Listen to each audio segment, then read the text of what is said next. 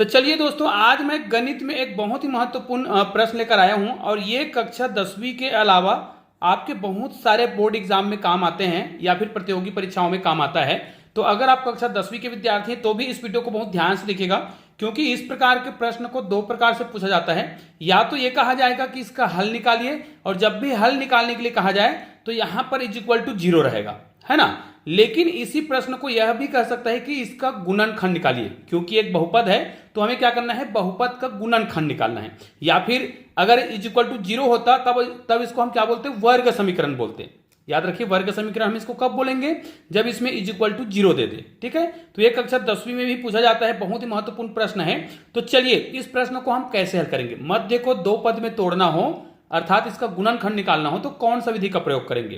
तो ध्यान दीजिए, यदि एक्स स्क्वायर का कोई भी गुणांक दिया हो तो इस गुणांक को आपको इससे गुणा करना होता है। याद रखिए, आपका जो बेसिक होता है, अर्थात मैं ये कहूं कि इसका जो मानक समीकरण है या फिर बहुपद का इस प्रकार हम लिख सकते हैं, जैसे ए एक्स का स्क्वायर। ठीक है, यहां पर हम प्लस लिखेंगे और यहां पर आ जाएगा बी एक्स। ठीक है, और यहां पर आएगा प्लस या माइनस और ये सी। अब आप लोग ये सोच रहे होंगे कि सर यहाँ पे माइनस है और यहाँ पर तो प्लस है, लेकिन आपने यहाँ पर प्लस माइनस लिखा है।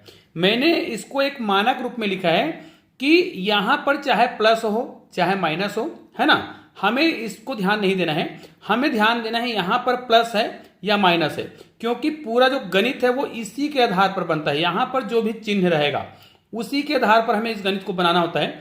तो इसको हम क्या करेंगे, इसी के मेथड के आधार पर हल करेंगे। ठीक है, तो हमें करना क्या है, बीज को दो भागों में तोड़ना होता है। दो भागों में तोड़ने से पहले आपको यह देख लेना है कि यदि कोई एक्स स्क्वायर का गुणांक है तो उस गुणांक को, जैसे यहां पर गुणांक में क्या है, ए है, तो इस ए का गुणा आपको सी से करना है।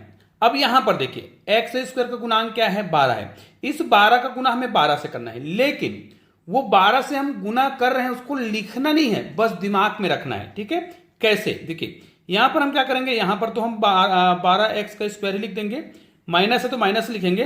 क्योंकि जब भी आप गणित बनाएं तो ब्रैकेट लगा के गणित आप हल करेंगे ना, तो आपसे बिल्कुल भी गलत नहीं होगा। कैसे नहीं होगा, देखिए अब हमें क्या करना है, हमने 12 का 12 से गुना किया तो हमारा उत्तर आया 144। ठीक है, यहां पर मैं लिख देता हूं कितना आया है, 144।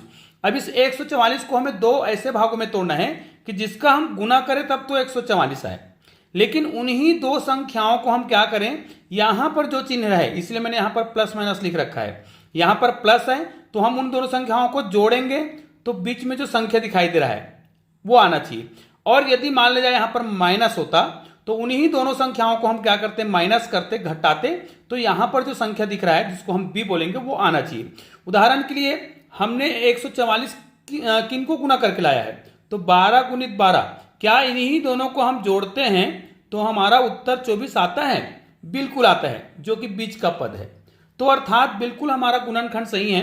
अर्थात यहां पर हम 12x प्लस 12x लिखेंगे, क्योंकि 12 और 12 को हम क्या करेंगे, जोड़ेंगे तो 24x हो जाएगा। चाहे तो x को आप बाहर भी लिख सकते हैं, उसके बाद ये प्लस लिखा है उसको हम यहां पर लिख देंगे और ये। ठीक है, इतना भाग हमारा प्रश्न है। ठीक है, अब हम क्या करेंगे, यहां पर हम लिख देंगे 12x का स्क्वायर, माइनस है तो माइनस लिखेंगे, फिर यहां पर फिर से 12x। अब ये माइनस का प्लस से गुना होगा तो ये भी माइनस हो जाएगा, यहां पर भी 12x होगा, और यहां पर प्लस है तो हम ये लिख देंगे। ठीक है, अब आपको क्या करना है, यहां पर जोड़ा बनाना होता है, तो हम यहां पर इन दोनों का जोड़ा बना देंगे और इन दोनों का जोड़ा बना देंगे।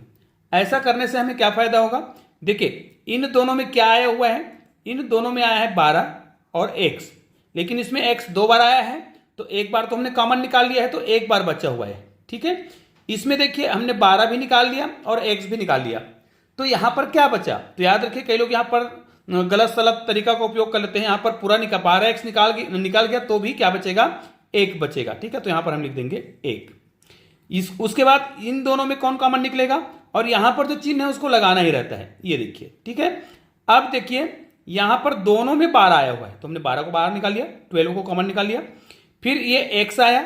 अब देखिए चूंकि हमने माइनस को यहां पर कॉमन निकाला है और यहां पर प्लस है, चूंकि यहां पर प्लस कब आएगा, तो माइनस, और यहां पर भी हम माइनस लिखे, माइनस माइनस का प्लस हो जाएगा, इस प्रकार भी आप सोच सकते हैं।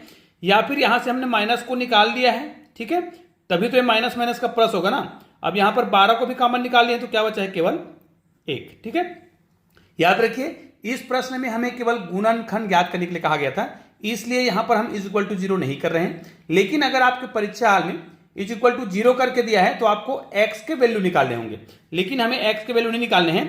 तो यहां पर एक चीज और देखिएगा, यदि आप गणित बिल्कुल सही बनाए हैं तो ये जो ब्रैकेट के अंदर जो मान है ना, गुणनखंड है, वो बराबर आए तो समझ जाना कि आपका प्रश्न बिल्कुल सही है।